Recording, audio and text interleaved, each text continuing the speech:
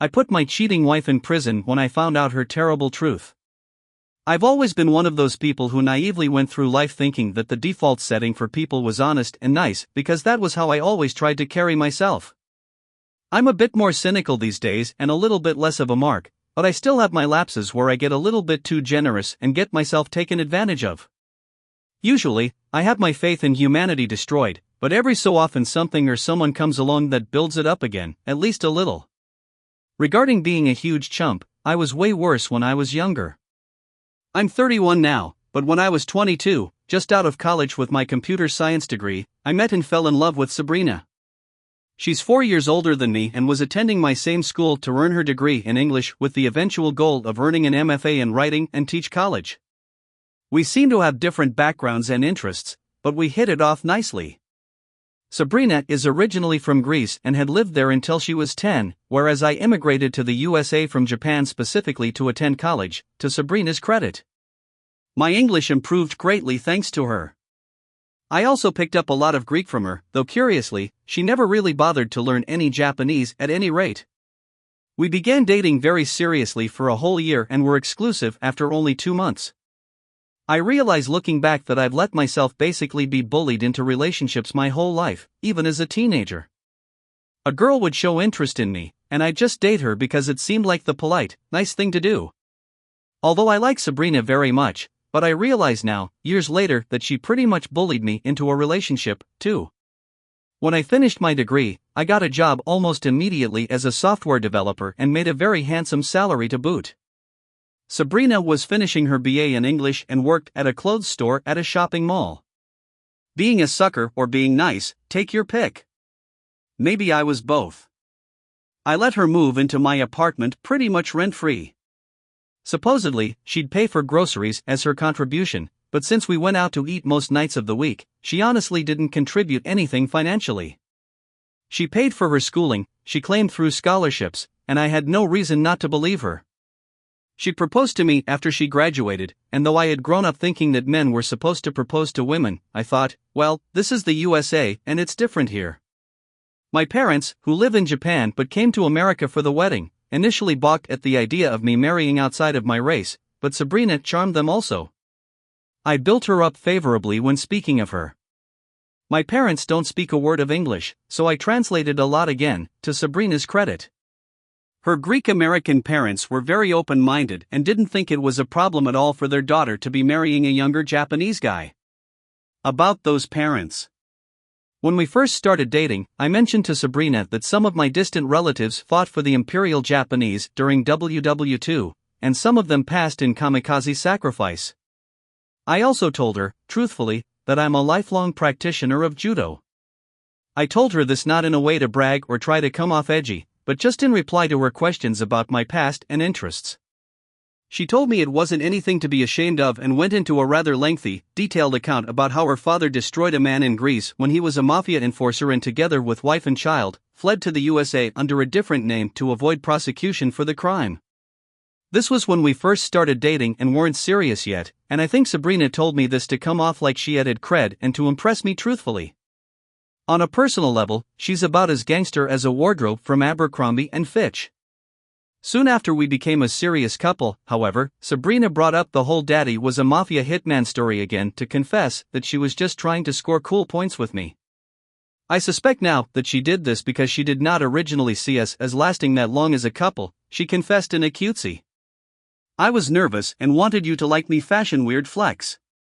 But okay, I accepted it in the idea that her dad was actually a retired auto mechanic and didn't think about it again for a long time. Moving ahead a couple of years, I think our marriage is doing fine.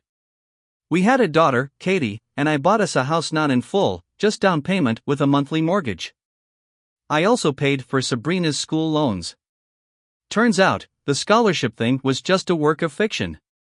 In hindsight, this was a big warning sign regarding her honesty. After playing homemaker for a year or so, Sabrina tells me she wants to go to school for her MFA. She wasn't accepted to any of the universities nearby because her undergraduate GPA was too low. She was, however, accepted into a private for-profit university, which could overlook a 2.3 cumulative undergraduate GPA in exchange for the low price of $20,000 a semester. Regarding my daughter Katie, who is 7 years old at the time of this writing, people are often all but awestruck when they see her. The thing about being mixed Japanese and Greek makes for a rather beautiful child, and I'm so proud to be your dad. Though I'm clear-headed enough to know all parents think that way about their kids, I'm also clear-headed enough these days to understand that Sabrina was a lazy opportunist at best and a shameless gold digger at worst. I wasn't as clear-headed back then, and so I didn't put two and two together and add up that Sabrina was likely just using me to pay for her education and get a kid out of me to guarantee a free house and child support before she divorced me and took me to the cleaners. Though in moments of weakness, I like to imagine that Sabrina didn't deliberately plan things that way and that she loved me at least sort of at one time. I worked full-time, so Sabrina dropped off our child at her parents' house most days to attend her classes. After another couple of years, Sabrina finishes and earns her MFA. This whole time, I'm thinking the marriage is doing just fine. I'm working reasonable hours in and out the door at a sensible time. Spend time with wife and daughter. We do all the normal things. Go out to dinner, go on trips, celebrate anniversaries, the entire marriage. To this point, Sabrina always tells me how much she loves me on the love of her life, yada yada yada. So imagine my surprise when she comes to me one day and tells me the cliché I need space, which is I realize now Greek for. I've been cheating on you for a while now and am in a strong enough position to not care if you know. Naturally, I ask her if there is someone else. No, she insists, she just needs to find herself. So I ask her, well, what does having space mean? Are you going to move out? LMAO, when I say I was a sucker, I was the sucker of suckers. I was sitting in a little motel room and paying this huge weekly rate while I was still paying for my 3-bedroom house to give Sabrina space. Sabrina was noble and generous enough to let me into my own house on Sundays to see my daughter and play happy family for at least a bit. Well, you know where this is going. After just a month staying at my Motel 6 as a happily married man, Sabrina tells me she wants a divorce. I had been heartbroken since then. I need to find myself *T. So the divorce announcement wasn't so much a bomb as a final nudge. I asked her again if there was someone else, and she said no. She just said she wasn't in love with me anymore. I had resigned myself to this and so wasn't so devastated that Sabrina was leaving. As that I'd have to share custody of our kid instead of being a full nuclear family all the time. Have I mentioned I was a sucker? Sabrina didn't want to share custody. She wanted full custody, and to get it, she made up claims that I was offensive while I was away at Motel 6. She had gone to her parents and told them about how I had been offensive for years and cited the fact that I went to judo practice one night a week as proof that I had a lot of aggression. She said as much to the judge, and furthermore, I was offensive to the baby at the time, 3 years old, when I tried to counter that there was never any misuse in that Sabrina was making it up. She claimed that I was also emotionally offensive and that I was verbally cruel to her. She told the judge that was why she had to throw me out of the house when I countered with the fact that I had agreed to stay at the motel because she claimed she needed space. She called me a liar.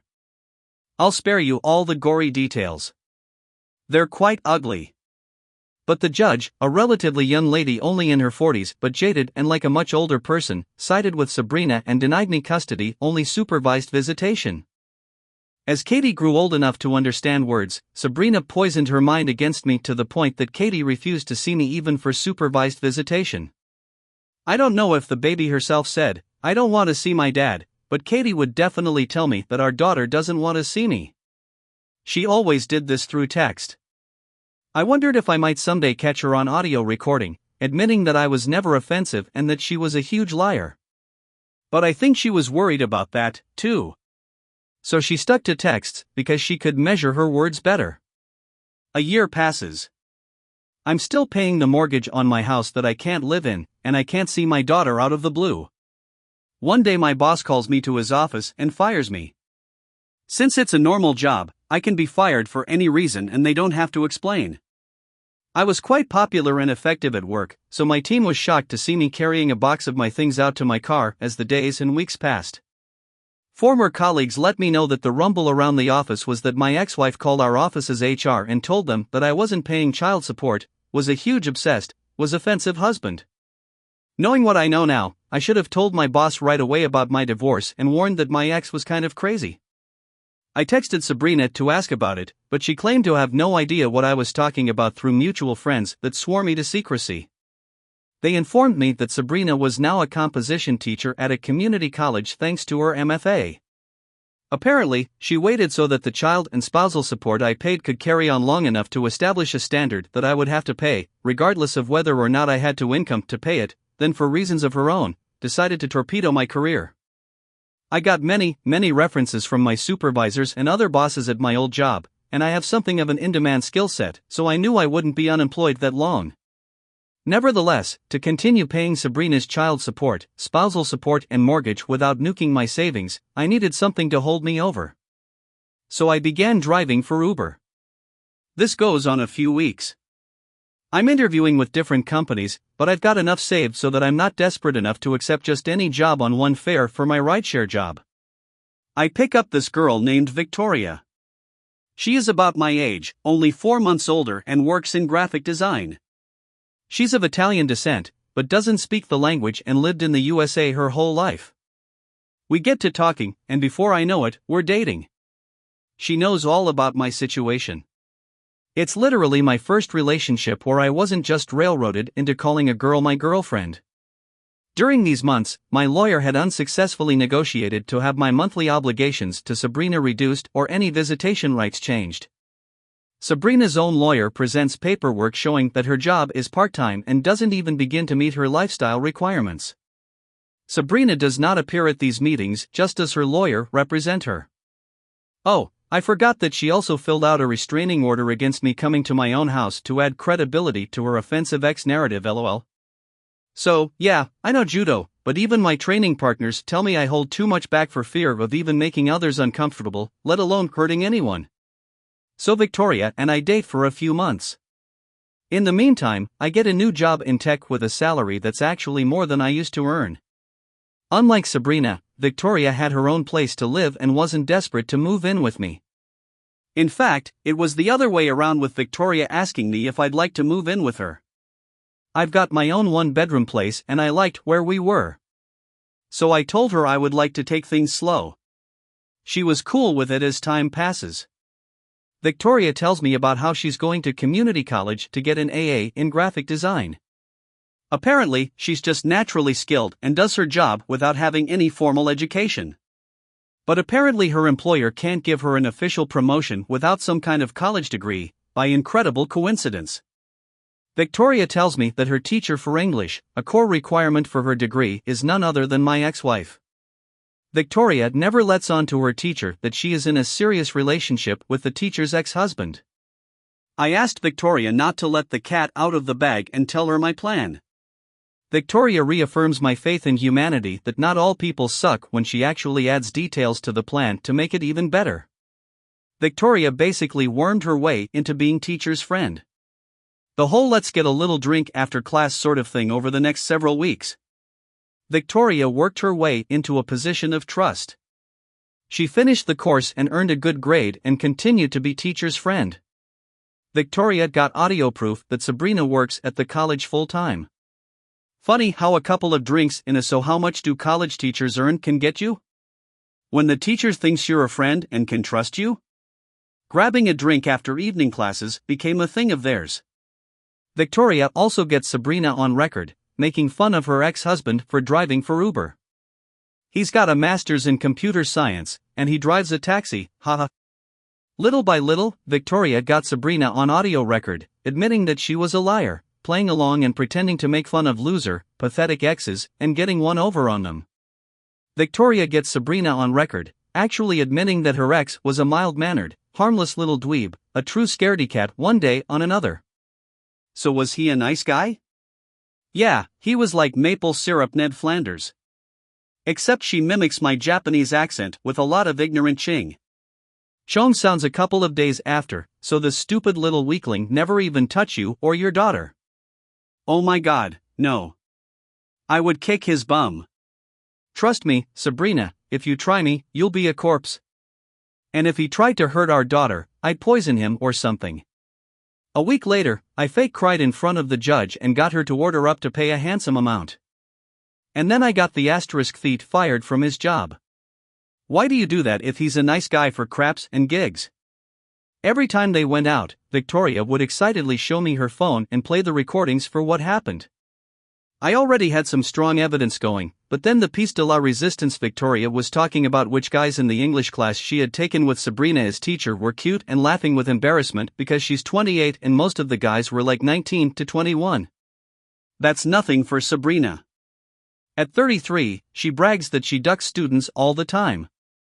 It's no big deal. She was zishing them even before she became a teacher. She admits she was having intimate relation with her classmates even while she was still married. She brags that the best sport is having closeness with them. In her shared office, she laughs about having closeness on another professor's desk, not cleaning it and never telling him or her afterward. She also quips, "Of course they ducked me." How else do you think some of those dense idiots could have passed through careful maneuvering? Victoria actually got specific students' names.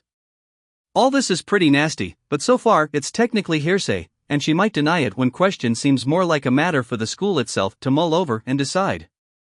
By this time, Victoria has earned her associate's degree and gotten her promotion at work. Victoria secures a meeting with one of the school's top administrators on an urgent matter and shows him the recordings. She is thanked and assured they will handle the matter. The part of the recordings that most interested me was where Sabrina bragged that she sometimes brought students to her house and had closeness with them, with Katie in the house, and also did pills with them in her own home. I didn't even wait to play cute with lawyers. Sure, I sent my lawyer the recordings too, but not before I called the police. Aftermath.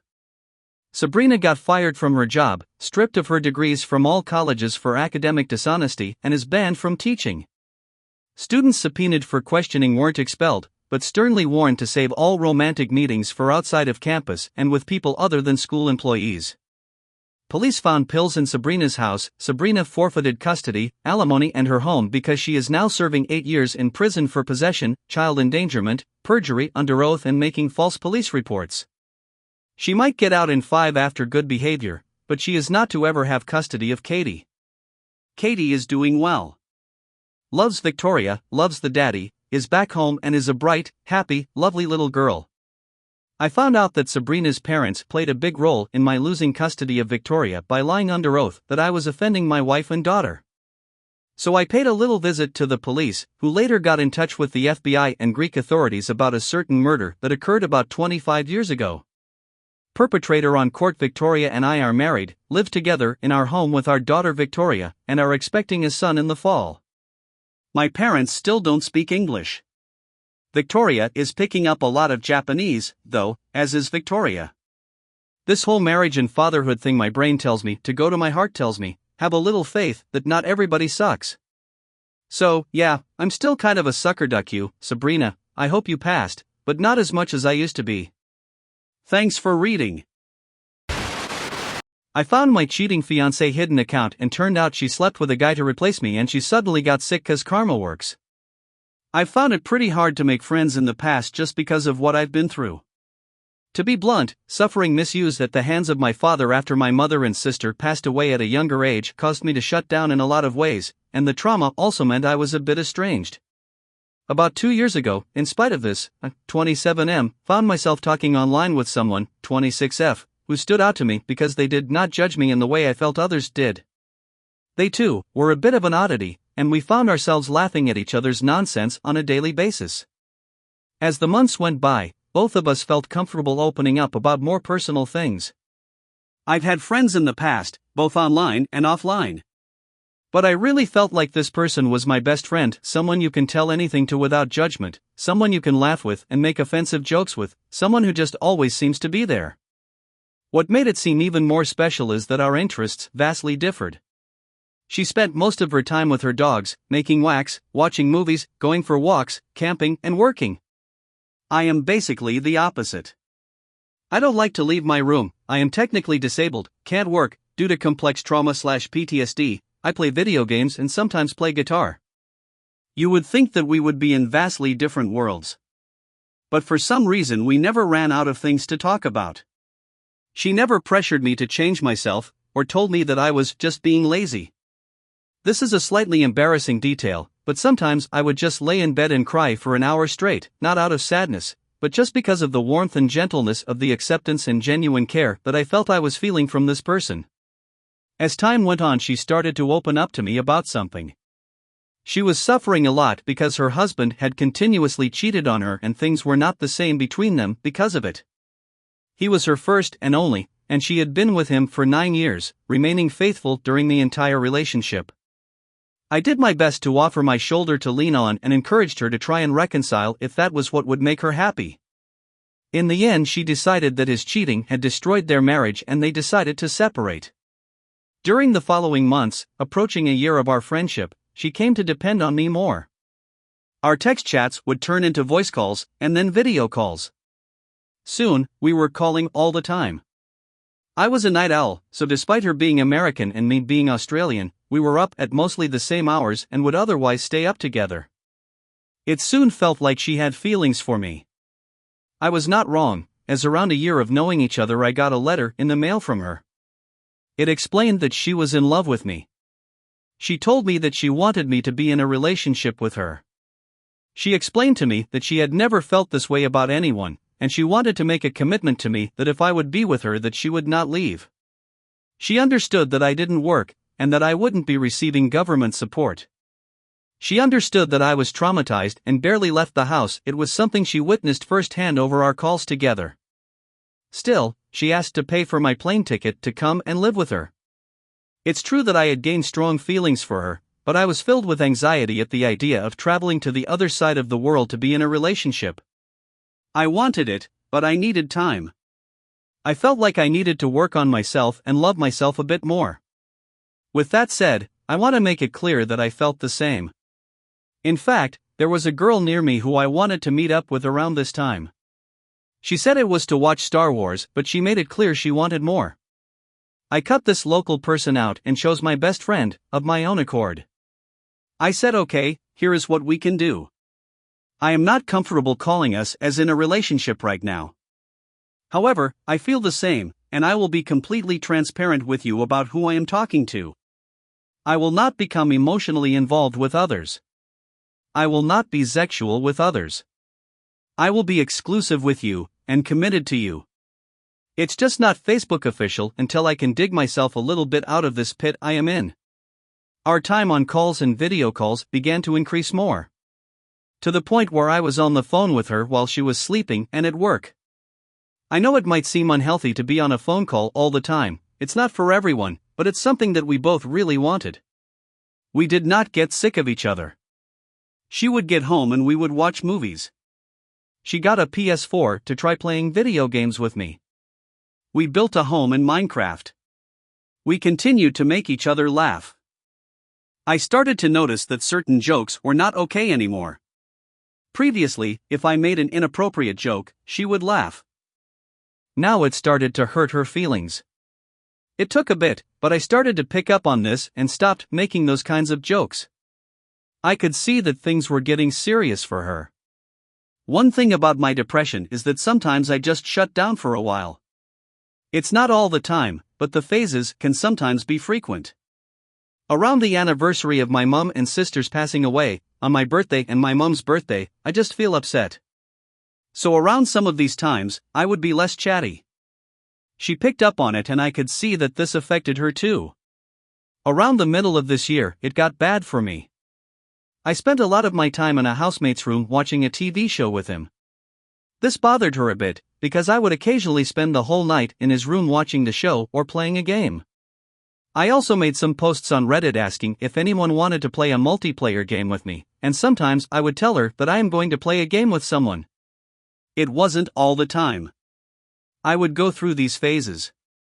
I would let her know what I was doing. Then when things were good, they were good. But she would be getting very low if I spent time away from her. In a way I like feeling needed, but I did not want to have a negative impact on her state of mind. Around my birthday, we ended up having a big fight. In 2 years we had not had a fight like this. I was having a really bad week, and she was already upset because I had spent more time in the previous months playing games with other people and watching TV with my housemate. We were still on a call, but often if it dropped out while she was working, she would stop calling back. Then we weren't on the call as much. During this time she was telling me that she wanted to end the relationship, and I was just trying to avoid talking about that. She was trying to tell me that she felt like I didn't care about her, and I brushed it off as not having enough energy to deal with it. I said something like nothing has to be wrong. I'm here. If you want a problem we can have a problem, but I'm ready to go back to normal whenever you are. Which was very dismissive. At the time I felt exhausted. When asked about where I'd been, I said nothing had stopped her from calling if she wanted to, and I was just doing what I wanted. She said that she needed me more than I needed her and that she was going to snap. We ended up stopping talking for a few days. She got really ducking cold. Colder than she has ever been. I reached out to her to try and apologize, and she told me that we should talk less. We didn't talk for another day, but she would often send me upset messages. I began calling her and asking what was wrong, telling her that I didn't want to lose her. Immediately she would soften up and begin crying, then go back to being callous and distant. This pattern of softening up before becoming hard as nails again went on for about a week. Eventually she tells me that when we weren't talking she went on Tinder and found someone who visually resembles me and slept with him. She said that originally she thought I was not coming back, so she wanted to temporarily replace me with this person. She said she went to his house and asked him to show her video games, and that his appearance was very similar to mine. He told her on Tinder that he had not left his house in 4 years, and this was when she decided to see him. She tells me that the entire time she was thinking of me, and that she kept checking her phone, and that if I had messaged or called at any point she would have left straight away and called me back. I'm obviously devastated, but it explains why she has been cold. Over the next few days, the coldness fades but keeps coming back in these low moods. I just stay on the call with her and we are both miserable. She sends me screenshots of this guy asking where she is, and her response to tell him that she was just using him, that she never intended for things to go how they did, and that she feels nothing but disgust and regret about their experience and about him. She's blocked him and offers me all her account information if it will help. I go on her email and find a hidden Discord account. Deleted recovery emails. So I did a password reset and found that it did happen. 3 times, unlike the one that she told me. She describes it to these random people like it's the most wonderful experience she's ever had. She is also talking about me like I'm a parasitic piece of crap that can't look after himself. I mean, it's kinda true, but I am trying, and never felt judged by her. I confront her about it and she tells me that yes, she did try and hide that account. She did say all those things about me. She was hurt and angry. So now it's been about 900 hours, we've been on a call the entire time. I can say I haven't stopped loving her one bit, but I don't feel the same. I just feel sick. I'm not a perfect person, but I was faithful to her. It's been a month and I can't look at her without thinking of him. That's all she is to me now is this one incident, and I don't even know if it was cheating. She is extremely remorseful. But when that weight of the guilt starts to set in she just shuts down, and usually puts it back onto me. I thought you weren't coming back, or I thought you were seeing other girls, or I thought you didn't care, or I didn't know that we were together. I try to explain that we had clearly defined boundaries of what and wasn't acceptable for us to do. She was with a man for 9 years and never did anything like this. I want to say it's not like her. But she should have known the pain of what he did to her. I have tried to be as kind, gentle, loving and supportive as I can in spite of my own hurt. I have wanted to say nasty things when my pain gets the better of me, but I have held my tongue. She clearly already hates herself for what she did. Australia has recently allowed vaccinated residents to leave the country. You don't know how badly I want to sweep this under the rug, get vaxxed, and just go to be with her. She wants to buy my plane tickets and pay for my passport. But at the same time I don't know how to cope with what has happened. Part of me feels like it is my fault, that I could have prevented this, and that I didn't make it clear to her what we were. The other part of me says no, duck that, and that we had defined boundaries, and if you love someone you don't crush their souls. If she wasn't happy with the way things were, there were other ways that she could have gone about communicating that, which don't involve such cruelty. So, if you made it this far, RIP you, what do you think?